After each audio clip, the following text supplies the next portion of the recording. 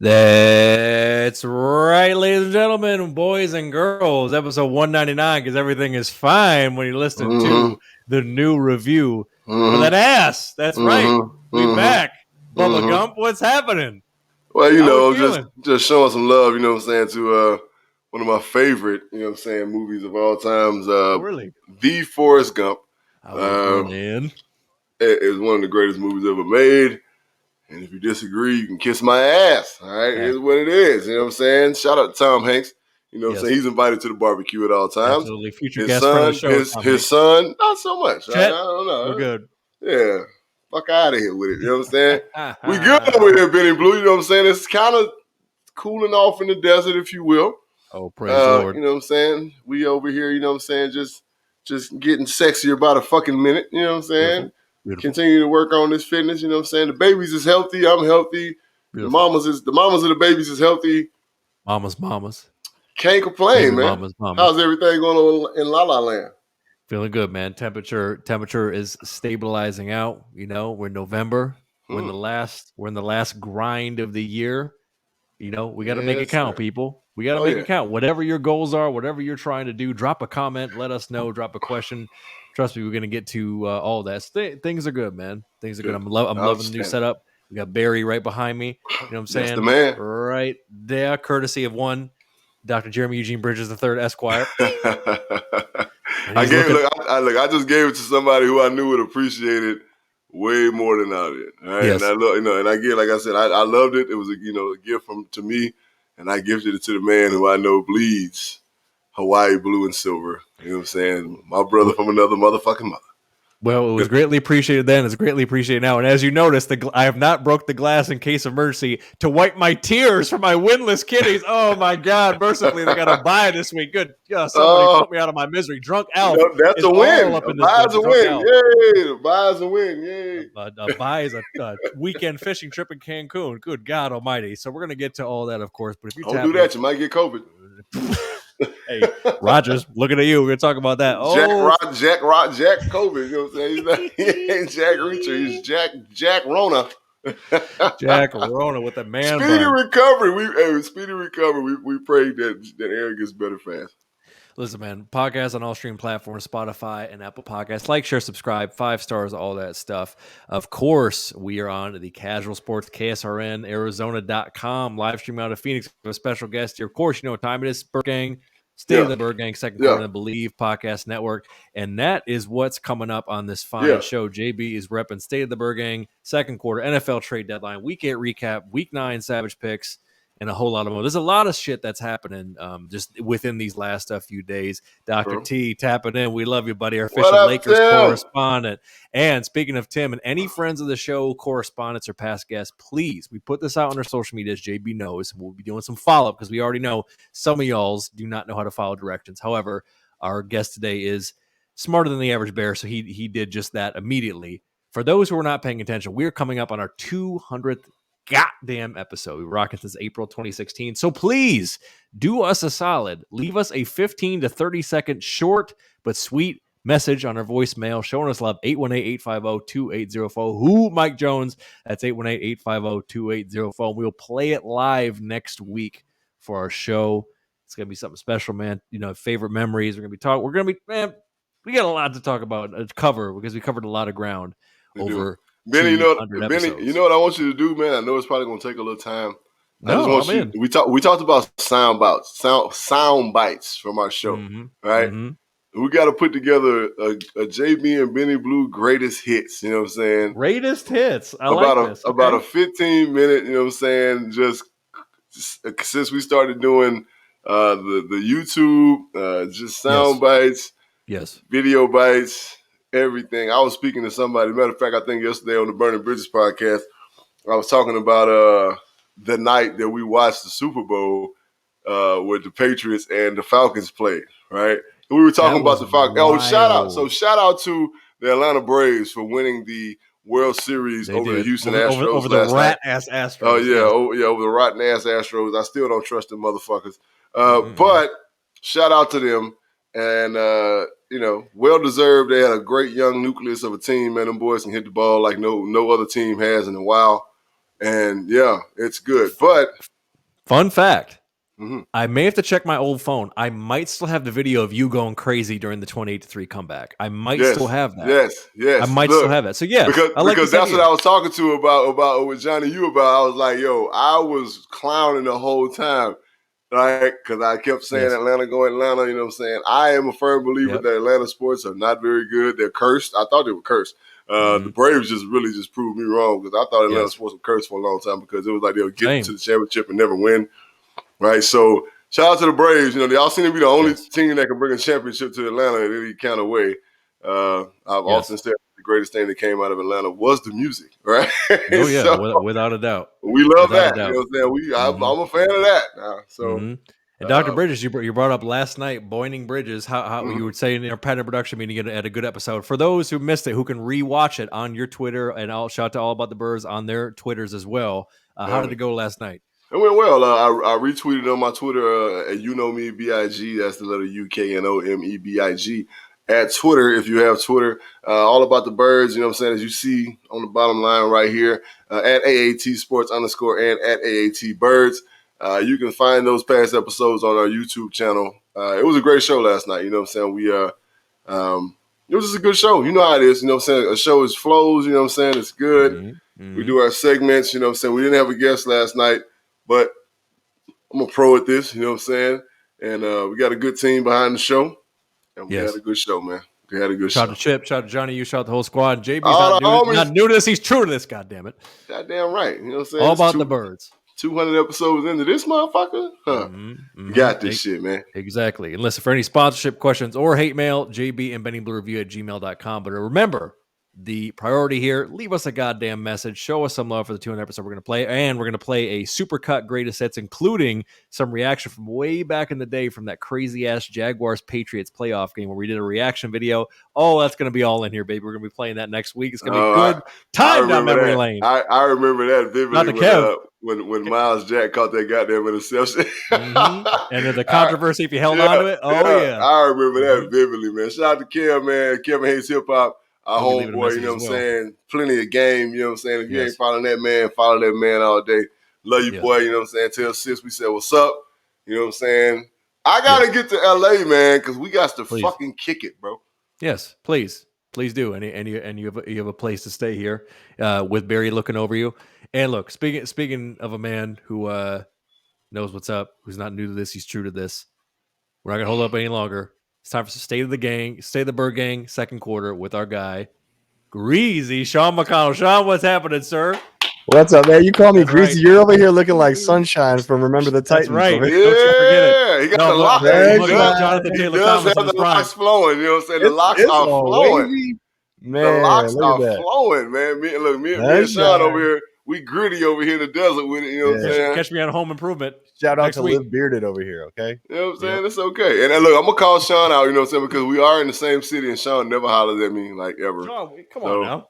JB, you got to hit me up, man. I got 4 kids all here. I'm going crazy. I know. I understand, bro. Every once in a while, you got to get out and drink a beer, bro. You know what I'm saying? Like, that's what grown folks do. You know what I'm saying? Got to decompress to talk about every once in a while, just got to get out and drink a beer, you know what I'm saying? Have a good time. Responsibly. Hey, I got a mini fridge in this little man cave right here, too. It's always cold. It's always ready. Oh, buddy. I thought that sounds like an invite to me. So, look at that. The Rona's on deck. We ain't talking about that, Rona. And we ain't talking about yours. Rogers. We're going to get to it. The Rogers Rona. Keeping it Birdgang. Speaking of Rogers, unfortunately, Sean. We got to get to it. So the Birdgang take their first L of the year, 24-21, to the Pack. And apparently, the last play, it was a miscommunication play. It was a single with AJ on the right sideline, Rasul Douglas of all people, and Kyler Murray throws it. It bounces off AJ because he's not looking, and then Rasul Douglas just gift wraps it, goes out of the end zone, and that's the game. They said it was a miscommunication after the fact, but in your mind, was that a fluke play, or is there more to this L than meets the eye? Well, look, I mean, AJ Green right now just went on the COVID list himself, so maybe he was feeling a little delirious during the game. Who knows? That's not it. That's not it. Honestly, I thought in real time that he heard a whistle because the way he was looking at the Jumbotron made it seem like he thought he heard a whistle and was looking. Then he looked back at the ref first, and then he looked at Kyler. So I thought he heard a whistle, but they're going to say it was a miscommunication. Okay, then that's what it is. We have to take them for their word for it. But to me, it looked like he heard a whistle or he thought something else was happening. Yeah, I mean, you think with that one-on-one, that's where you want to go. If he even just turned around and let it hit his hands, you still have one more quick play and then a field goal for overtime. Just turn around. Just finish the route. And he knows that. So I don't know why. JB, maybe you got another idea, but I don't know why he did not just complete the route. So I've been telling people at my gym, and everybody wants to ask questions as soon as they see me, like, what happened? Well, so first of all, I'm going to put the onus on AJ because he's a veteran receiver, right? When you have a one-on-one situation, it's built in, right? And every receiver knows this. It's built in. It's going to be a back shoulder pass, right? Facts. DBs don't play zone in the end zone. And if they do play zone, it's a man zone, right? So they're going to bump you, and then they're going to back up and kind of drift inside because they understand that the 12th man is the sideline. That's football one-on-one now. Right? I'm taking y'all down, you know what I'm saying, like some real deep coaching football shit, right? So with that being said, there's always the situation where you have to turn around after you give the guy a little chicken, as we call it, push him forward, and you just turn your shoulders and the ball is supposed to be coming towards you, right? Two things would have happened if AJ would have turned around. One, a pass interference call because old boy had his hands wrapped around him, right? Yes, he did. If you watch the official, Sean, on that sideline, he had his hand on the flag the entire time. Yeah. Because boy grabbed him as soon as he came off the line of scrimmage. So dude was ready to make the call. All he had to do was turn around. It would have been a pass interference. We'd have had the ball on the inch-yard line. And you think 6 wasn't going to get in that end zone? You crazy, right? He would have knocked over every offensive lineman we had and a couple safeties and D linemen. He'd have gotten that end zone. Connor Strong, right? But it's just indicative of what we needed. We needed to lose that game. We needed to. It was not meant for us to win that game. We needed to lose that game so that we could literally take a big-time look at our mistakes, right? Yeah. Because you do not learn from wins. You just don't, reviewers. That's something that you don't do in sports. You never learn from wins because coaches be like, on to the next team, right? Good job, guys. We got the win. Fuck it. We on to the next team. You do not learn from wins, right? One thing that Hicks said that I love was that after every win, they reset and they got ready for another team. So they were like, what you going to do after this loss? We going to reset and get ready for the next team, right? Ain't nothing to dwell on. We lost. We're going to look at the film, look at our mistakes, learn from our mistakes, hopefully, right? And I'm talking about the coaching staff, not the players, right? Because my concern has always been Cliff and his play calling, right? In the beginning of the game, we got pass happy Cliff, right? Which you can't give the ball back to good football teams. Our defense is playing lights out, but we have trouble stopping the run, right? Yep. And that's no knock. That's just the guys honest truth, right? Now, we have flashes. I mean, against Tennessee, we stuffed the fuck out of that boy, right? But against Minnesota, shit, we could have gave the ball to the galloping ghost, you know what I'm saying? And he'd have got a nice little 6 yards, right? Is what it is, right? We have to be better. We got to do our job better. And that loss is going to allow us to do our job better. I feel sorry for San Francisco, right? Because everybody keeps talking about, Kyler's hurt. He all right, right? He all right. We done all had a little injury, bruised ankle, whatever. He okay. Because if you notice, Kyler ain't been running the ball like he usually do anyway, right? So I'm not worried about that. That don't concern me at all. All right, AJ Green going on the COVID list. All right, cool, right? That means it's time for Rondale Moore to shine. And also, Rondale Moore made 2 critical mistakes. Yep. Welcome to the NFL, son. Right? So now you have to go back and look at that because Sean, you can attest, and I know you've been watching this. He has been dying to make that play. Right? And you know what I mean when I say that. Every time he's back there like Donnell Jefferson on the program. Yeah, showtime, baby. He's ready to make that play, and we appreciate that. But you can't be so ready to make that play that you make that pivotal mistake that you made. Right? Yep. In special teams, young reviewers, if you're watching this, if you have to run up to a ball and do this, do not, man, look, turn and run the other way and scream danger with your arms like this the whole time, right? Danger, danger, danger. So everybody with the same uniform as you can get the hell away from that ball, right? Yeah. He learned. He made his mistakes, all right? It was a game we need to lose, and now we can go back and we can look at our mistakes and we can be a better football team. And JB, following up on that, taking it to the trenches. I mean, the big news is JJ Watt is out for the season. He's going to get surgery, and I mean, Jesus, I mean, you feel for the dude because it seems like every year, damn near. And then on the O-line, you got Rodney Hudson and Justin Murray on the IR. So, what did the Birdgang need to do to keep Rodney Hudson? Rodney Hudson has been cleared. Back. He's back. He's back. Oh, he's back. We knew he was coming back. We knew that. Okay. Yeah, he was the guy that was already on the IR return list. Gotcha. Justin, you know what I'm saying? Justin Murray, okay. I mean, it ain't like, we're going to miss him because of the body. But we got, once Hudson comes back, then we can put everybody back in their normal position, right? Mm-hmm. We're good, right? We got our anchor back, and that's all that matters, right? So JJ being out, to be completely honest with you, no disrespect to JJ. I love you, kid. But I didn't expect him to play a whole season no way, right? He ain't played a whole season in the last 6 years, right? So why would I expect him to play a whole season, right? Plus, I'm just going to be completely honest with you. I mean, he's on something, right? Because they don't test for it. I'm just being completely honest with you, right? I'm just being all the way real. JJ is on something, HGH something, because all he gets is soft tissue injuries, muscle tears, tendon, all this little stuff.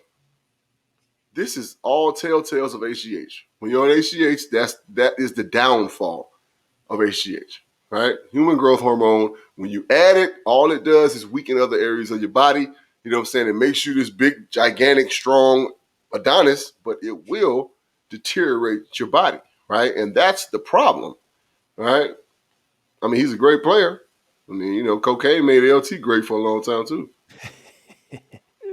And to be fair, you were saying that even, you know, when JJ was still with the Texans. But I mean, Oh, Sean, yeah. what do you think as far as what's happening with the O-line and the D-line, health wise? Health-wise, yeah, I mean, it's a concern, right? The game is built on trenches. Luckily, Corey Peters has been activated, but I think that was 5 days ago officially off the COVID reserve list too. So we'll get him back. That'll be the big run stuffing that we needed. That's all we ask of him. That's all he does. Yeah, losing JJ was rough, but when we had that move made, it was kind of all right, how long are we going to have him? And once you figure out, okay, well, that's rough that JJ played through 4 tears in 3 quarters of football, but no one was ever questioning his toughness. We were always questioning his availability. That D-line is deep, extremely deep. I mean, you're looking at a guy that Gardeck played last year, like his hair was on fire and was racking up sacks towards the end of the season. I would, at this point, though, hindsight would love to have Hassan Reddick back, but you can't, you can't always make those moves. Losing JJ it's a bummer, but it's not a deal breaker. It's not a season ender because that D-line is so deep. And I think the offensive line is deep as well, but it's just hard to always plan for where Murray's going to scramble to. Sometimes they just kind of get turned around, and that's just the way it goes. But I'm not really concerned about the offensive line's depth, especially with Hudson coming back. And with Peters coming back, I feel a little bit better about the run because that is the one thing that I say that this is the hole for this team. This team is really well built, and I would say the best all-around team in the NFL, but that is their weakness still. One thing, and I'm glad you said that, Sean, about where Kyler is going to scramble to. If I'm the quarterback coach, I'm telling Kyler this, all right? When you see that gigantic opening between guard and tackle, you need to run in there, right? Yeah. Take off, get what you can get down, and we're on to the next play. All of this scrambling around and turning circles, and brother, man, that's not it, right? That's not it. Let's go forward, get what you can get, and get your ass down, right? You make one man miss, hell, you might get 8 more yards, right? But okay, but let's do that as opposed to you twisting and turning, and that's how people get hurt, right? Because everybody gets in weird positions at that point, right? You have 5 offensive linemen who are doing their job. Okay, sometimes coverage is like Tecmo Bowl. Sometimes you're going to pick the right play and you're going to shut my offense down. So my receivers are out there and they're covered. All right, great. Well, that's cool. Well, you got one man to beat. Get on your horse in this beautiful escape lane that you got. Go get what you can get and get your ass down, and we're on to the next play. No holding calls, no none of that, because you ain't putting people in bad positions, right? A lot of people don't even look at the game that way, but that's something that you have to think about because that's how people get hurt, and that's how people get put in bad positions. Holding calls happen like that because you're right. You don't know where he's going to be at. Well, and that's the development for Kyler. Because, I mean, honestly, you have to take what the game gives you. Sometimes they're going to give you 3 yards. You take those 3 yards and you take them and get back in the goddamn huddle. Or you escape through that little lane, keep your ass so you step up, escape trouble, move sideways, and now you can extend the play. As opposed to running around the backfield like Mario. Well, look, you're both taking me there, so let's get to it. Kyler Murray has been cleared. He's active. He has the left ankle sprain. Now, based on some of those things that you just illustrated that you both did, are you concerned, Sean? Are you concerned about his durability for the remainder of the season? Does that worry you at all? No, he's just the guy that always gets a little dinged up. It's been that way ever since he got here. He just kind of gets these little nagging things, a hamstring, an ankle. It's from all the mobility that he does. If he was a straight up pocket passer, probably wouldn't have these lower leg injuries, the dings all the time. At least we're not looking at big injuries. We're looking at small dings. And if he can play through them, maybe he misses one game. Maybe you try to limit him and pick which game he's going to miss looking at the schedule. I'm not really that concerned about it. Shout out to the Cowboys. Shout out to the Cowboys. I think that Colt McCoy is serviceable enough to say take us into a San Fran game or maybe even the Panther game. I'm a little scared more about that one, but I think that Kyler will be fine. I think he wants to play. He knows what's on the line for him as a potential MVP candidate. I don't think he wants to miss one game at all. So he's going to try and push it. My concern is if he's going to get blitzed out that he rolls out and aggravates it even more and then has to miss a game. But and again, that's where that came from, right? And it comes from coaching and knowledge and saying, I see the things that you're doing that are putting you in danger, right? Instead of just getting out of there, you're holding the ball too long, waiting on the big play. And like you just said, it ain't always the big play. Sometimes you got to take what we can get. And that comes with maturity. Now, he's night and day from the Kyler of last year to the Kyler of today. Night and day. Totally different quarterback, smarter. He understands the NFL. He's had a slice of humble pie. He understands this shit is real. You're not in college anymore, boy. Right? These grown-ass men coming to fuck you up. Period. Right? Yeah. It is what it is. He understands it. I think he's grasped that concept. But again, as me as a coach, I'm telling him, look, man, these are the things you need to focus on to keep you healthy, right? These are the things you need to focus on. So here's the thing that people don't realize, and again, we're going to go way in depth in football, right? When Kyler scrambles for 3 yards, that means that one man has to keep their eye on him because the threat of him running is too high, right? They call it a spy. Well, what that spy does is it takes away a zone, right? So now the middle of the field is wide open because if Kyler steps up and goes this way, well, guess where that spy is going? Same way, right?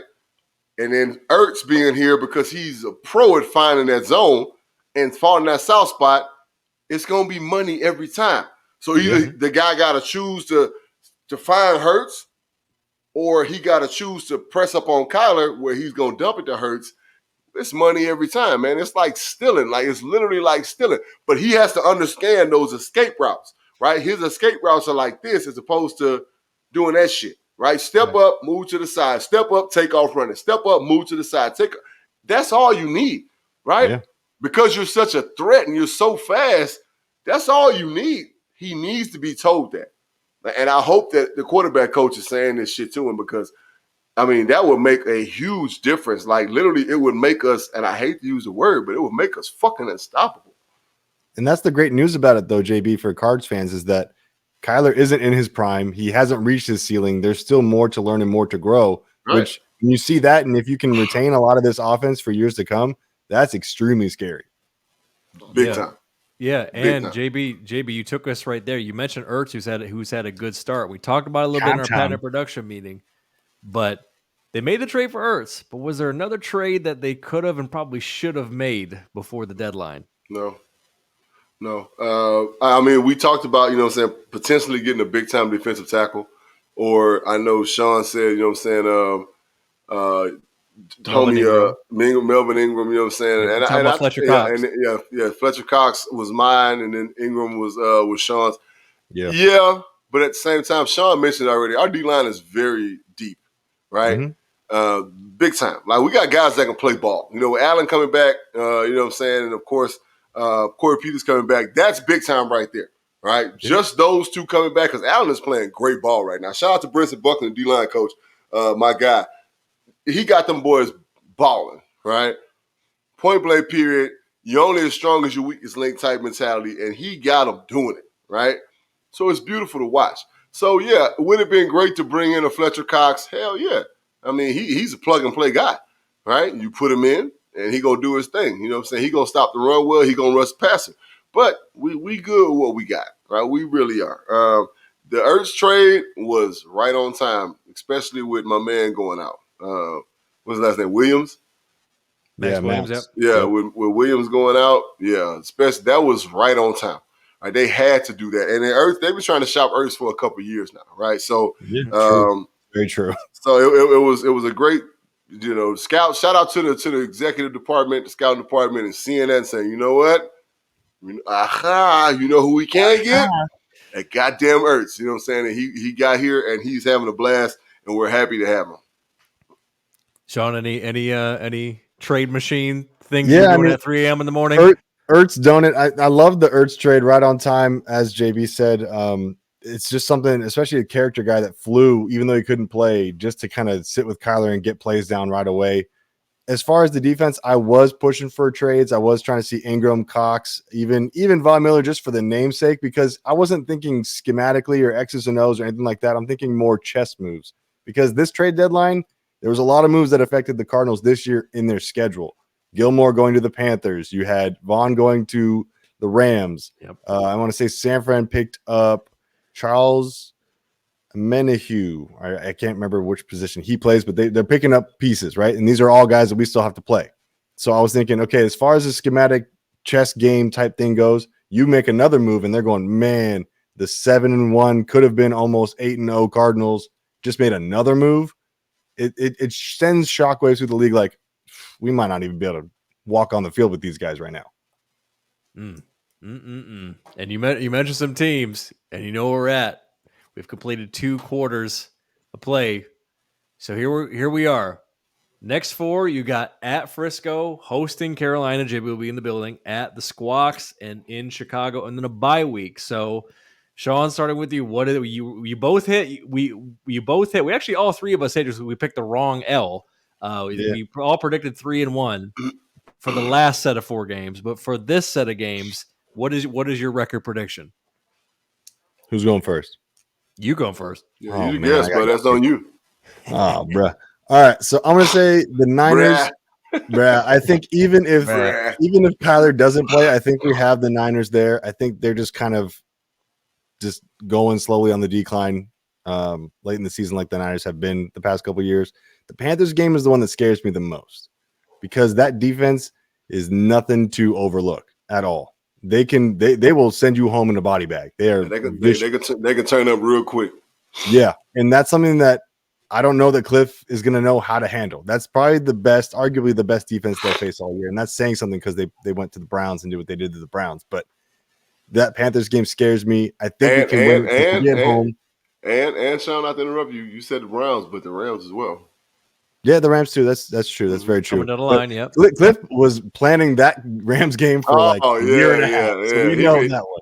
He been jacking off to that one. You know what I'm saying? He's been over there. He's been over there loving on now. Oh, it's Scottsdale. Right. The Seattle game is curious because we don't really know. I heard the pin is out in Russell's hand. Will he be back by then? Will he be timid? We don't know. I still think we win that one. Bears, I think we win as well because the Bears are the Bears. They kind of do that thing. They'll be on the uptick the next year or two, but I don't think this is the year. So I'm going to say questionably 4-0. I'm going to say I'll go 4-0. I feel good about it. I just see the Panthers being that one game that could really give us trouble. Okay. Dr. Bridges? I'm going to go 4-0 as well. And you're right. The Panthers game is the only one that really just gives me anxiety. And it's just from history, right? We don't play well against the Panthers, right? I don't know what it is. We just don't never play well against the Panthers. Now, this is a whole new team, and we know how dangerous our team can be, right? Sam Darnold is out, right? We don't really know what he's got going on. He's banged up. He's not there. He's there. He had a concussion, yada, yada, yada. And I have no doubt that we're going to be able to get to him because our offensive line is not that deal. So that's going to be the X factor that's going to help us win the game. Our D-line versus their offensive line. We're going to be getting the Darnold hard and heavy. The young cat will come in the game because I ain't going to say we're going to get him out, but probably we'll get him out. And even if we don't get him out, we're going to rattle him so bad that he's just going to be fucked up completely. Seahawks, even though we play in the greater Northwest, we're just better than them. Now, we have to show it. All right, point blank, period. And again, I like Hicks's attitude, and I like the fact that Hicks is still here. I've been an advocate for Hicks, and I've said it on our podcast. I would have handled the Hicks situation a lot different. He would have been a lot happier if I was a GM because I would have told him straight up, hey, we about to draft this kid. We want you to raise him, right? For the next 2 years, you're going to have a job here, straight up. All right, you ain't got to worry about him. You can retire Carlin if you want to because he plays that good of football, right? But the reset, right? It's about resetting and the next team up. There's nothing relevant about what we did last week, right? The only thing that matters is today. Nothing relevant about what we did last week, right? 1-0 every day, all right? So I like that about Hicks. I'm glad he's one of our leaders in our team in the Bears. The cold weather might fuck with us for a minute, and then by the third quarter, we'd be beating them by 30 points. So, you know what I'm saying? Justin Fields will throw 3 interceptions, you know what I'm saying? This is going to be bad. So 4-0. Yeah. Okay. 4-0. I agree. I'm going 4-0 as well. I think my prediction for the Carolina game is I think the drunken golden toe gets a walk-off and they win with a field goal, like he mule kicks a 62-yarder off a pint of hot damn, and I feel like that's gonna be the jankified game of the schedule. But who knows? JB may leave this toaster with a job. So who knows? Benny, what did I say about the fact? What did I say our best offseason acquisition was? Prater. I'm still salty that we lost him. He's such a great kicker. Matt Prater. He'll be a Cardinal for the next 5 years. Oh yeah, I don't blame him. I mean, look, he was tired of the bullshit. He's like, I'm gonna probably retire here, and yeah, you got a good one. Prater's living good. You know what I'm saying? Eating steak and shrimp. You know what I'm saying? We chilling. Loving the weather. Right. You know what I mean? Enjoying that desert. So I'm taking 4-0 as well. But hey, after this next stretch in the bye week, Dr. McConnell will be on. In the meantime, sir, plug the KSRN family. What's coming up? What shows you're on? All the good shit for our folks, good sir. Right now, we're just keeping it simple. We got the Suns back in action as well, with the Cardinals right in the heat of a playoff chase. So it's that's right, William. Time. It's an interesting time. So shout out to Flex, by the way. Shout out to Flex. He'll be back on soon. Our Suns, you know what I'm saying, affiliate. Yep, he's on. And then what else? What else are we plugging? Nothing big in the works. We got to do another roundtable with everybody. That's always where we get the most fun. I know that they don't want to come on, Sean. They don't want to hear my mouth. They don't want to hear my mouth. You know what I'm saying? Earl already texted me and was like, "All right, you bagging on me." They don't want to hear my mouth because I got something for Ed too. All right, because he was hell bent on my Cardinals being trash. That's fine. I got you, bro. I got you. Don't worry about it. They don't want to come on a round table shit, Sean. And Mitch, we still got to find him. We sent a Raven. We sent a Road to find him. We got to locate Mitch. We don't know what the hell is Mitch. Yeah. But all love and respect to our brothers of the KSRN Arizona CasualSports.com network. Sean will be back. He'll be back in a few weeks, and hopefully, if you hear a little shaking in your fridge at night, it'll just be JB getting a cold beer. So now he knows where you live, and he knows that you have beer. He'll sneak by the security camera and be like, "What was that?" I gotta get some Coronas. Is that a bear or JB? He's fucking drinking Corona Premier. Corona Premier is that, right? It's only 90 calories, bro. It's all about the sexy, bro. It's all about I got the Michelob Ultras. Those are the lowest ones. Commercial. And I'm all for it. The cardio and a Michelob fucking Ultra. Oh, good God Almighty! All right, Sean, we love you. Thank you for the voicemail. Thanks, we'll be playing it next week, and we'll see you in a few weeks. See you. Yeah, that's your brother. Yeah, that was our guy, Sean McConnell. So look, we covered a lot for the Birdgang. We appreciate you guys rocking with us, dropping the comments. Will finally tapping in. See, Will, now you understand. You know what I'm saying? Sandwich. Yeah. You like the tight sweater, bro? You like the tight sweater, bro? You know what I'm saying? Hey, it's all about the sexy around here, bro. You know what I'm saying? We doing the damn thing. Ain't no problem. Speaking of merch, Birdgang fans, please tap in jbandbennyblureview.com. Use code Kyler or Birdgang for 50% off and free shipping on your order. And JB, we are working behind the scenes. We are working. If Instagram will stop fucking hating on us, we're finally going to be able to add our shop feature to our Instagram page so people can buy it just straight from our Instagram page. You know how people are. You got to put the shit right in the people's faces. You got to put it in their face. Reviewers who are into this, they want the merch. They don't want to do a bunch of extra steps. I promise you, we're trying to make it easier. We are going to have this available to purchase on Instagram. But in the meantime, head to jbandbennyblureview.com and please cop a shirt, hoodie, unisex, 100% combined cotton and made to order for you. And of course, if you're feeling stressed out, tap in with our friends over at savagecbd.com. Use code REVIEW for 15% off your order and free shipping. Pow. And again, Will, this applies to you and anybody else that's been falling in here. For our 200th episode next week, please leave us a message. A short message, 15 to 30 seconds. Don't go fucking crazy telling us your life story. Give us a shout out. Show us some love. We will play it on the show next week for our full recap down memory lane show. So please drop us a voicemail, 818-850-2804. We will play it live on the show. All right, JB, keeping it moving. It is time for some Week 8 recap, and a lot of shit happened, starting with the big gumbo bowl, baby. Jameis Winston tears his ACL and MCL and is out for the year. They've already tried to say that they're not going to have Cam, but I got to be honest. In your opinion, behind the scenes, is Cam on line one, or are they going to go with Trevor Siemian, Taysom Hill? I'm calling Cam, right? Just to be sure, right? Just to be secure, right? Trevor Siemian is not a bad option. He came in, he played good ball, right? Good at ball as you can play in the situation, right? Yes. The problem with the NFL is this, is that when you start to put film out there, then people know who the fuck you are, right? And Siemian has been in the league, what is this, his 6th, 7th year? Something like that. He's been kind of a journeyman backup. Yeah, I mean, he's, again, solid player, backup, he's there. But Taysom Hill is not the guy. I'm sorry, he's not the guy that's going to lead you to the promised land. He's a gimmick dude. Good to have on your squad because he's the guy you can bring in and get your Tim Tebow on and get 2 yards, you know what I'm saying, on the quarterback, whatever. He's a big body. He's athletic. He's strong. He's all that shit. But he's not a fucking NFL quarterback, okay? So Cam Newton in New Orleans would be magical. I'm sorry. I'm just being for real. Cam Newton in New Orleans would be magical, bro. Like, it would be magical. Yeah, and I think it's worth bringing him in the roster. And if for the reviewers saw on the page there, so he got taken down by Devin White and the Bucks there in the second quarter, and he got horse collared. So he got horse collared, yeah. Kind of roll up leg caught and some bullshit, bro. I mean, listen, the Saints are still at a point now where they are. I mean, they still are in the season. Like, they still have a shot. I mean, they're 5-2. Right. They're 2-1 at home. So, like, their season is not over. Like, why wouldn't you call it? Right. They're right doesn't there. Doesn't mean you have to play this week. But, right. I mean, you got them there, you know what I'm saying? Get them in, give him 2 weeks to learn the system, and then, shit, get his ass going. Shit. Right. You know he'll be fucking clowning New Orleans, the fucking New Orleans. He'll look like a character off the fucking Princess and the Frog. You know what I'm saying? That bitch. You know what I'm saying?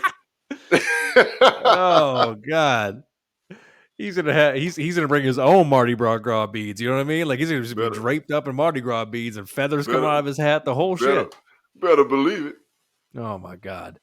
All right, keeping it down. There's been a lot of injuries, bro, and you feel for the guy because he's an absolute animal. Derrick Henry will get foot surgery. There's no timetable for his return. They just signed AP Adrian Peterson to the practice squad. He'll eventually get activated. Do you think their offense is going to adjust? Is Tannehill going to step up? Are they going to still make some plays? Yes, I do. I believe all that shit that you just said is going to happen. I think they're going to be okay, man. I'm not, you know what I'm saying, counting them out. I don't, you know what I'm saying? I think they're going to run their offense the way they run their offense. I think they're going to play bully ball on defense. You know what I'm saying? They're going to play bully ball on offense. They're going to live off the big play action. They still got Julio. They still got AJ. All right, come on, man. It's like I get it. Travis is their guy. Is it Travis? Derek is their guy. But, like, bro, you got to – it's next man up. That's the NFL, man. It is what it is. Like, you know what I'm saying? They're going to miss him. They're going to do all they're going to do to get him back as fast as they can. But he ain't going to never be what he was, you know what I'm saying? And that's just being completely honest, right? The motherfucker is a monster, and he's a monster because he's a monster that's completely healthy, right? So his cuts and all that stuff, he depends on his feet to do what the fuck his feet are supposed to do. Until he feels completely healthy, he's going to be, he's going to be a good running back, but he ain't going to be the same dude. Yeah, I mean, it's tough to tell the severity of the industry, especially when there's no timeline. But I think this is a great opportunity for the Titans, and kind of like what you said about the Birdgang, as far as like needing that slap in the face. Their offense kind of needs that slap in the face to understand that you guys have to be able to do other things than depend on Derrick Henry to do the heavy lifting and kind of, obviously bail them out. I mean, you got Julio for a reason. Obviously, you still have AJ Brown, and Tannehill's been playing decent ball. And you're right, Will. I mean, you can put anyone in the backfield. You still got to be able to block, but obviously that man can do some dangerous things second level. So I'm very interested to see because they're in a division. You got Jaguars, you got Colts, you got Texans. They're even without Derrick Henry. That's still a very winnable division for them. So we gonna see how it happens. We gonna see. All right, now getting into trades. We're talking about our patent production meeting. The Broncos got Von Miller. They agreed to take on the $9 million of his 9.7, and then they were slinging some draft picks back to get him. And then the Steelers traded Melvin Ingram to the Chiefs, and the Chiefs have been all types of wonky and topsy-turvy and shit going on. Of these two trades, JB, who do you think is going to make the bigger impact on their team and why? On their new team, I should say. Melvin Ingram. And again, we talked about it in our patent production meeting. Von is still a good player, but people have figured Von out, right? And then Von has not been healthy, to be completely honest. He just hasn't been healthy the last couple of years. Melvin Ingram, this dude's a monster, right? Has been ever since he was with the San Diego Chargers, right? That's how long he's been with them. Now, for him to come into Kansas City and Ford is a little banged up, but his hamstrings are getting back right. As we saw at the end of last week's game against the Giants, he's starting to look a little bit like himself. But what that's going to do with Ingram is going to take the pressure off Ford. They're not going to be able to double team Ford anymore. All right, they're not going to be able to double team big boy in the middle. What's his name? Jones? That big, gigantic Neanderthal at D tackle they got. Like, they're not going to be able to. So now the defensive tackles are going to be able to, and the defensive line is going to be able to make an impact, which is what they've been missing, to be honest. Now, Mahomes playing shitty, that shit's going to come to an end. Andy's going to get that shit together, right? Bieniemy, they're going to get that shit together, right? Greg Lewis at receiver coach, they're going to get that shit together, right? They're going to get everybody in sync. Their offensive line is the problem, right? And has been, and has been the whole season. So what you need to do is you need to start to give the offensive line love, right? Start to favor them. Make them run the ball better, right? Start to do different things in the run. You got to start to go east and west a little bit as opposed to north and south because they're not doing very well going north and south, right? You got speed, so use it. They got to get a little more creative. But I think that our man Melvin Ingram is going to have a huge impact, right? And the Packers are about to go through hell. They ain't got Aaron Rodgers. They got their kid playing. They about to go through hell, right? Mm-hmm. That's a good way of putting it, Will. Vaughn will add to that group that's already doing good things. Melvin is actually going to be a playmaker. So that's a good I honestly think Vaughn is going to open holes in their defense. And that's going to take a little while for me to explain that. But I think he's going to open holes in that defense, to be honest. You mean, in a positive or negative, you mean? Negative way. Ooh, okay. So, sometimes you can have too many weapons on defense, bro. Like, I mean, let's keep it all the way funky. Like, we thought Khalil Mack was just gonna be the God savior for the fucking for the Bears too, huh? Right? Because they had a hell of an edge rush on the other side. They have a big time defensive tackle in Hicks. They have two big time linebackers in the middle. Mm-hmm. What Khalil Mack doing this year? This is true. This is true. So yeah, Vaughn going there is cool, but yeah, I don't think he'll play the rest. I don't think he'll play a whole season, and I don't think he'll have the impact that people think he will. Well, JB, speaking of a team that has playmakers and maybe too many playmakers, the drama continues. Odell's dad drops the Instagram showing the all the times that his son was open, and we're going to try to play it here. And I mean, look, is this going to be a situation where are they going to adjust, or do you feel like Odell needs a fresh start at this point? Obviously, past the trade deadline, they're probably not going to cut him. But what are your thoughts on all this? Man, Odell just needs to continue to play ball and shut the hell up. And Odell needs to tell his dad to shut the fuck up. Odell needs to tell his dad to mind your fucking business. I understand I'm your son. You want the best for me. I get it. But I don't need that right now, right? Because all that's going to do is cause turmoil in the locker room, right? They're already struggling as to where we thought they were going to be a decent team this year. Injuries have hit them hard. Both their running backs are going through it. OBJ dad about to pull up on him. Pull up on old Baker, right? I mean, but he needs to kick the fuck back, man. Like, chill. Odell needs to play ball. Shut up. Do your job. And because understand that you are at this point auditioning for other teams, right? Yes. You're trying to make yourself attractive to other ball clubs. So you need to say, okay, I'm gonna roll this thing out. You know what I'm saying? They're probably gonna end up cutting him at the end of the year. That's cool because he's a casualty problem, right? It cost him a bunch of money. He ain't producing. In the NFL, that's a problem. So yeah, I mean, dad need to chill the fuck out. You know what I'm saying? And then Odell need to just keep playing ball. He need to make himself, a little more attractive to Baker or whoever the fuck throwing the ball to him. Right. Yeah, exactly.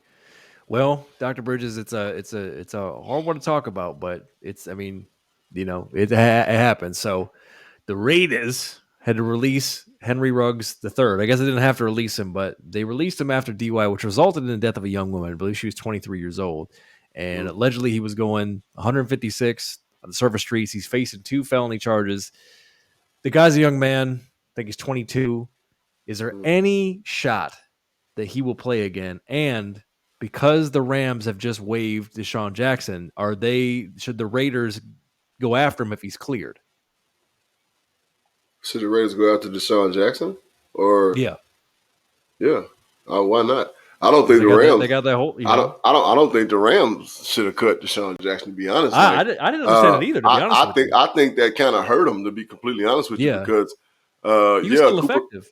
Cooper Kupp is balling, but the fact that they had Deshaun as that deep threat, that kind of opened up a lot of holes for Woods and Cooper Kupp. Right, that was a head scratcher. I mean, there's Deshaun has never been one to bite his tongue, so it might have been some disagreements going on. Who knows, right?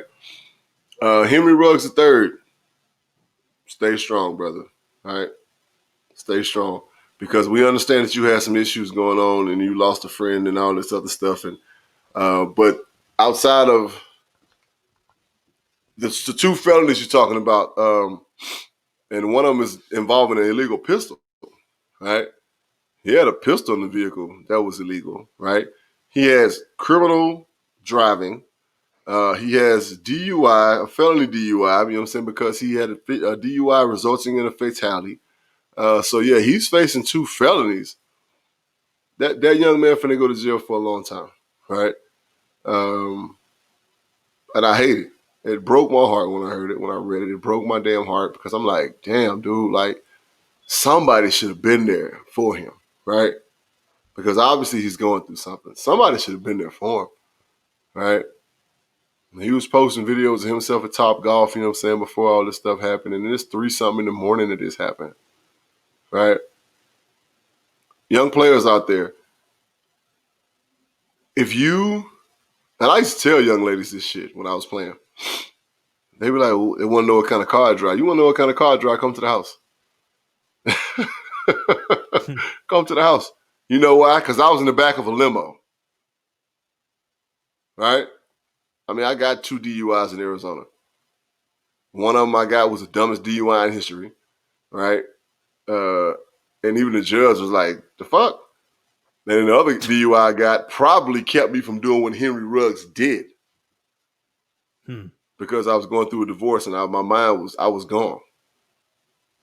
I was sleepwalking for an entire year, right? So, I mean, I understand. People go through shit. And one thing that people don't understand is that people going through shit, people need help. You know what I'm saying? Like, so a lot of times people like back off from people when they're going through shit, right? Yeah, you're right, William. They don't, all right? People back off from people when they're going through shit. But that's kind of a time that real friends need to dig in and make sure that they're right there with their people and make sure that they don't leave their side, because that's the time that people are vulnerable, and people that don't talk to people do shit like that. They act out, right? They don't know what to do. They get out of control and they do shit like that. And that young man is about to face a lot of jail time. I pray to God he got good lawyers, because man, it's just not good, man. And I pray for him. I pray for the family of the young lady that lost her life, that happened to be that person that got hit. I pray for the Ruggs family, you know what I'm saying, because man, he about to go through it, you know. He about to be property. He about to be property of the state of Nevada for a long time. Yeah, and listen, you gave some sound advice from a man who's been there before, and like you said, I mean, now more than ever, especially in these times, I mean, it's good for people to be able to check in from a mental health standpoint, because that's clearly what he needed. Now, I mean, do I think he does need to serve some time and pay a penalty for this? Yeah, unfortunately, I think he does. But I hope it's a situation where, given his age, I hope he still has another shot. Maybe it is over for football, but I hope he's not in a position where, they're burying him under the jail. Because while there was a death, I don't think he should be sent away for life. If he gets sentenced for 10 years, I'm not going to be surprised. I don't think life will happen. I think he's going to do about it. Probably anywhere from 7 to 10 years he'll be in jail. That was kind of what I was thinking. So listen, man.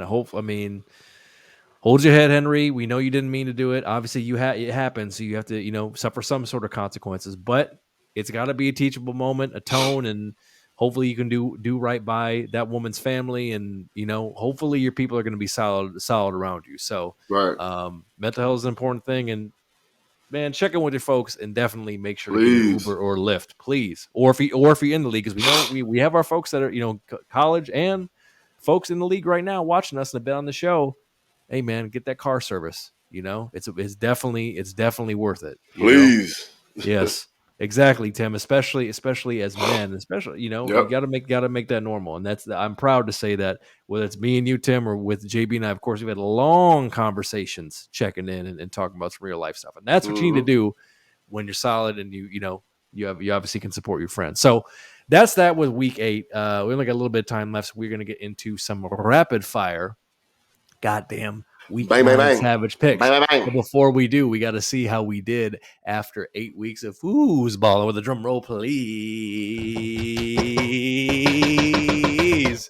JB is at 75-46, but the Blue Dini has got back in the lead at 78-43. Ooh, you gotta love it. Of course, Thursday Night Football, the Packers stole one in the desert against the Birdgang. The Panthers beat the Falcons. The Bills whooped the Finns. The Niners got it done in Chicago. The Steelers got it done against the Browns. Of course, the Eagles absolutely destroyed my kitties. Good God almighty. Overtime game, the Titans got it done 34-31. The Jets of all teams got one from the Bungles. The Rams got one there in Texas. The Pats, dude, one of JB's better picks. JB called it. Belichick the shit out of Justin Herbert, and they won 27-24. Squawks got it done at home against the Jags. Broncos got it done at home against the Washington football team. The Saints got a big win in division against the Buccaneers. My pick of the week was the Cowboys going in with Cooper Rush, Central Michigan's own Cooper Rush, 325 yards, 2 touchdowns. They got it done. And then the Chiefs needed a much-needed win, Monday Night Football. So that's that with that.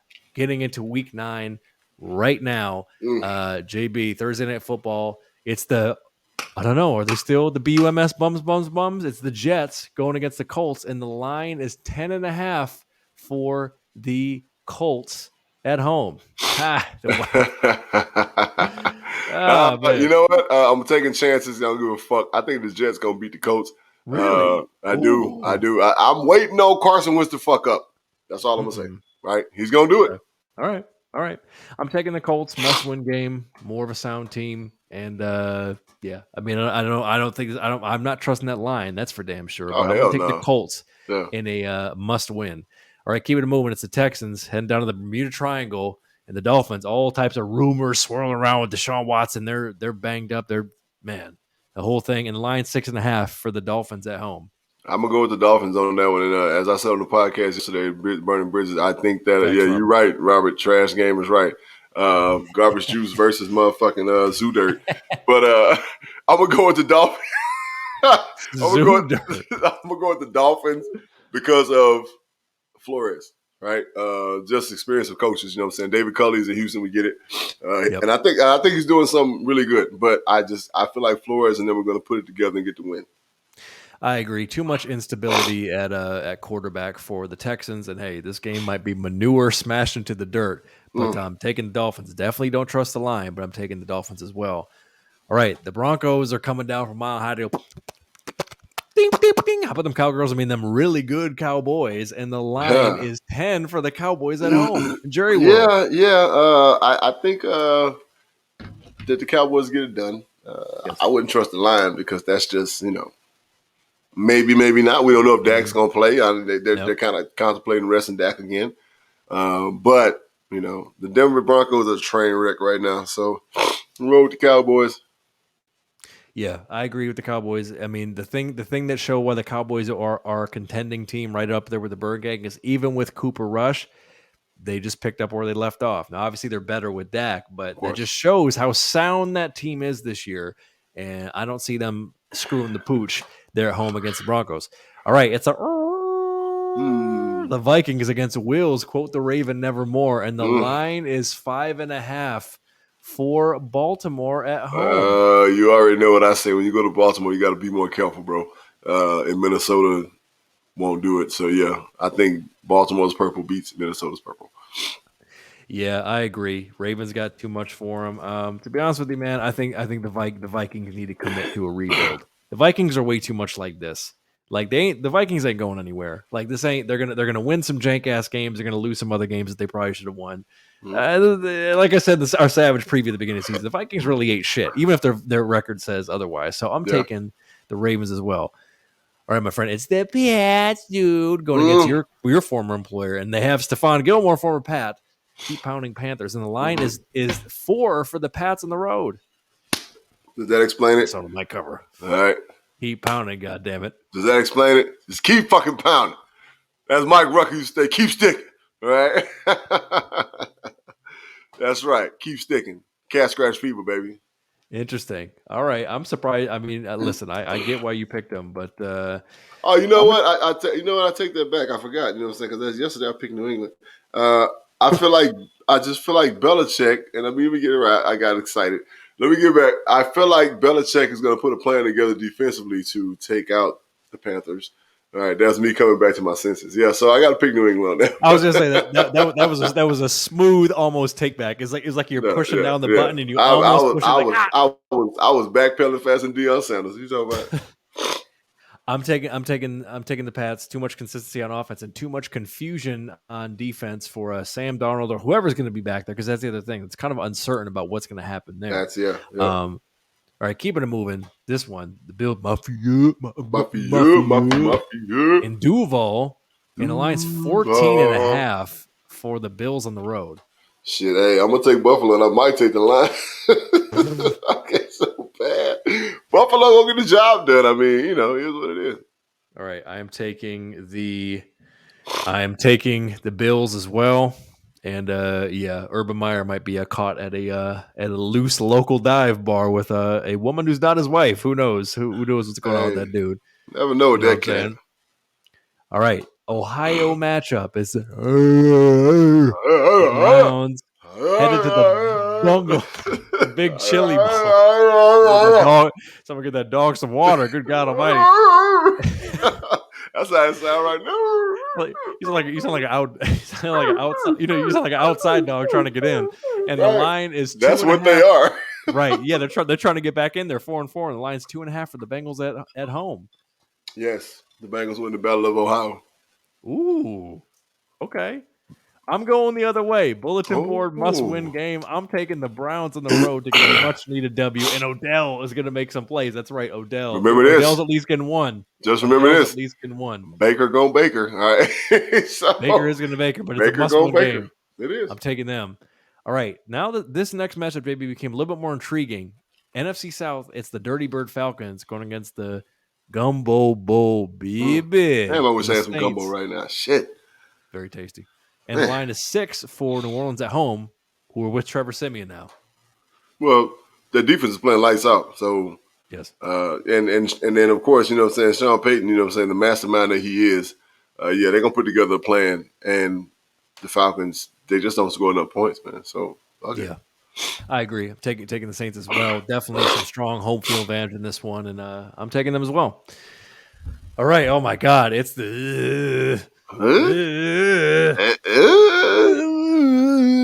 Raiders. The Raiders. A drama-filled, all my children. Oh my General God! Hospital Raiders. Days of our lives, Raiders. Days of our lives, Raiders. Going to the East Coast road trip against the GE men, who almost stole one from the Chiefs, and the line is 3 for the Raiders on the road. I'm gonna go with the G-men. They showed that they can be a decent football team. That defense played really good ball against the Chiefs. Came down to the wire, and I think Vegas is in disarray right now. So, yeah, I'm going to go with the G-Men. I'm taking the Giants as well. Listen, the Raiders recovered well from John Gruden, but they're not going to recover that easily. They're going to need a week after this. That deep threat, man. Shit. Yeah, deep threat, And he was their deep threat. I mean, he was that guy. He was on our fantasy team doing numbers, so Listen, I'm taking the G-men as well.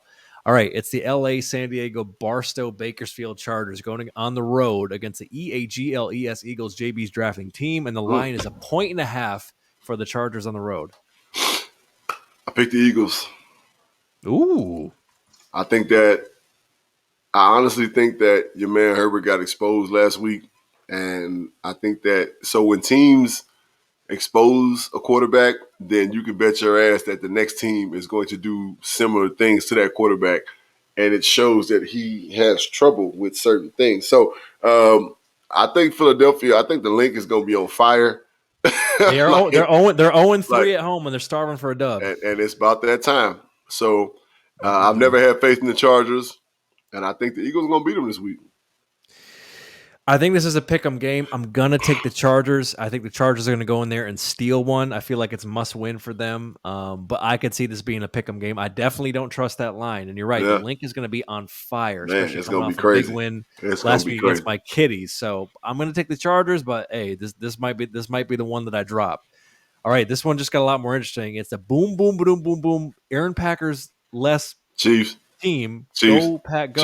Chiefs. You made that easy. Chiefs. I'm taking the Chiefs as well. Chiefs are going to start getting a little hot. All right, JB, and we covered it here at State of the Birdgang with our guy Sean. Birdgang headed up to Frisco, and the line is 1. The line was actually even before they. Yeah, it was even. It was a pick'em game. Yeah, Kyler.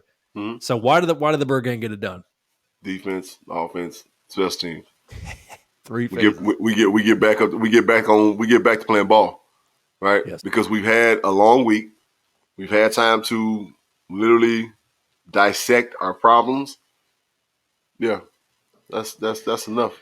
I agree. Birdgang definitely are coming off that loss. But like you said in our first segment, they kind of needed that one. It's going to be way too much firepower and too much inconsistently and mistakes, primarily turnovers from Jimmy G. So I'm definitely taking the Birdgang, and I think I'm actually probably going to bet that line. I feel like they're going to definitely win by more than 1 point. So I'm taking the Birdgang as well. All right, a couple more gangs. Sunday Night Football. It's a tighten up Titans without Derrick Henry going against the LA Rams, and the line is 7.5 for the Rams at home. Oh man, I don't know, man. I think something tells me on this one. Something tells me that the Titans are going to mass up because they're a healthy football team, right? Mm-hmm. Outside of Derrick Henry going down, something tells me the Titans are going to mass up and play a big-time version of bully ball. Mike Vrabel is going to watch the film of the only game they lost to these cats, right? And he is going to duplicate what we did. You take away number 10, they are an average football team, right? Point blank, period. I don't care all the movement and shaking, all they do. You take away number 10, they're an average football team. I think Vrabel is going to capitalize on that because their defense is good enough. They have a very aggressive defensive line. I think that the Titans go steal one in SoFi Stadium on Sunday. That's a spicy pick. I'm taking the Rams because I feel like they're going to make Tannehill make some mistakes. They're going to, listen, now they're going to have to adjust. The offense ran through Derrick Henry, and I think the Rams are going to have too much for him. But this is actually going to be an intriguing game. I'm going to be watching. So I'm taking the Rams. JB's taking the Titans, and finally, the Bears. This is a classic, just black and blue matchup. It's the Bears going against the Steelers, and the line is 6.5 for the Steelers at home. Steelers. Yes. Steelers. All right. Yes. Taking the Steelers as well. I feel like the defense gets hot and makes Fields make mistakes. And bye weeks, my Kitties mercifully have a bye week. Good God Almighty. The Squawks, the Bucks, and the Washington football team. And that's it. We'll see who's right, who's wrong, who's both right, who's both wrong. We're running short on time, so I'm not going to do super long on this. But God damn it, we have to unleash an edition of Blues Got Time. Oh, my God. So Michigan State happens this weekend. Big game. It's a classic game. Now, Michigan State got their breaks, but Michigan had the lead, and they should have won that game. And it really came down to some, quite frankly, some boneheaded decisions by one Jim Harbaugh. We've heard this song before, right? Yes, we Here's have. why I have a problem with this. I don't have a problem with the game. I don't have a problem with the outcome of the game. That's what happened. There's still plenty of season left. Taylor Lewan, I tried to defend you when you made that stupid-ass post about getting your ass kicked by Chandler Jones. You've always been a goofy. I let it slide when you were wearing a Michigan uniform, but I can't let it slide any longer. Taylor Lewan, from the bottom of my heart, shut the fuck up. Yeah. Keep your mouth closed. Yes. I'm tired of you talking. You were a front runner. You're a punk. You didn't do shit when you were at Michigan. Let's be clear. You weren't that good. And I don't fuck with you as offensive lineman in the NFL. So exactly. Now. And I don't understand what it is. Like, there's just something about your personality that I can't get. I've given you enough chances. I can't do this anymore. From now on, when it comes to Michigan football and any big games that we have, keep your mouth shut. If you want to support, that's great. You played there, you earned it. But beyond that, stop doing press conferences and doing all this shit because you're sprinkling all that shit in the air. And I knew it, and I fucking knew it when you dropped that video. That's why I cut a promo on your ass on Twitter. Mm-hmm. So I don't care if you got a podcast. I don't care if you're doing all this stuff. Like, let's keep it real. You have a podcast where you can text people on your team to come on your show. That's why people like your show. Y'all cannot fuck with JB and I in the interview game. You cannot fuck with us in the content game at all. I'll put our shit against basically anybody's shit out there, with the exception of a handful that are crushing it. They're doing their thing. There's nothing that you do currently that you're doing at a high level. Nothing. Playing offensive line or podcasting, neither one of those you were doing at a high level. So please, until you show us some real fucking work, stop talking. That's all you do is keep running your mouth about Michigan and just let them play. We don't need your support. Shut the fuck up. Shut the fuck up. And then, facts. And in the words of JB's favorite movie, that's all I got to say about that. And JB, take us home. We need us. Your final thoughts, sir. Check on your fucking friends. Yes. Facts. That's that. Right? Check on your friends, man. We need y'all. Mm-hmm. You know what I'm saying? We need each other. Fuck, we need us. I need you. Right? You. I need you. The guy beside me, I need you. Right? My crew. Alex, Dre, T. You know what I'm saying? Train. I need you. Padre. You know what I'm saying? Naughty. I need you. Right? I need you. I need you. If I need to talk to my dude, my brother, Quincy, I need you. Right? We are men that need to open their fucking mouths and talk. Point blank, period. Here's what it is. All right? We appreciate y'all. This has been the JB and Benny Blue, episode 189. Follow us on at JB and Benny Blue on all social media platforms. Go on YouTube, man. Subscribe, like all that shit. Podcast on Spotify, Apple Podcasts. Like, subscribe, share, 5-star reviews on iTunes. We're available on the casualsports.com, live stream radio in Phoenix, and the Believe Podcast Network. You better believe it. We believe. All right. Fuck with me on Tuesday nights, man. The Burning Bridges Podcast live streams. All right, man. Saying all about the Birds Network and at AAT Sports _network, man. That's the movement. Better get with us, man. The 200th episode, all right, is coming up. We need you to contact us, man. 818-850-2804. Leave us a goddamn message. Tell us what you love about the show. Tell us what you hate about the show. All right, fuck us, love us. It don't fucking matter. It's all good publicity. Now, we need love, right? Like LL Cool J, motherfucker. Yeah. We need love. So, fuck with us, man. We appreciate it. It's been 200 episodes, and it's coming up. Can't express the gratitude, bro. Cannot express the gratitude that me and Benny have for the people that have rocked with us and the people that love us, the people that show us the love from week to week. Watch our YouTube channel. We need more love on YouTube. You know, me and Benny are going to do a better job of putting that out there because I don't think we do a great job of that. We need to make people understand that we do have a YouTube channel, and you can go check us out. We're going to give you guys more content, right? Yeah, more more reactions. Yep. We are a lot more than the podcast. Trust me when I say. Me and Benny are going to do a better job of that. Yeah, without a doubt. Me and Benny are going to do a better job of that. I can guarantee you that 2022 is going to be a better year. I can almost guarantee you that. Lots of evolutions in many ways. Going forward, man, again, we just appreciate the hell out of y'all. Benny Blue, I love you. All right, you know what I'm saying? Too, I'm glad, you know what I'm saying, you're doing your thing over there with Sis. I can't wait to get over there and kick it, meet that woman, because I haven't yet. All right? I'm coming. Look Don't worry about it. I'm coming, bro. You know what I'm saying? I'm on the way. You know what I'm saying? Hey, that's friends checking in with friends, reviewers. That was a theme of this episode. Friends checking in with friends. Better know that. You know what I'm saying? Have a great evening, reviewers. You know what I'm saying? We love y'all to death. All right? To death. Reviewers, we love you. We'll see you next week for episode 200, Wednesdays, 7:30 Pacific, 10:30 Eastern. Of course, check us out on podcast form if you missed it. And that's it. We love you. Leave your voicemails, 818-850-2804. Until next week, we are out. Peace. Holla.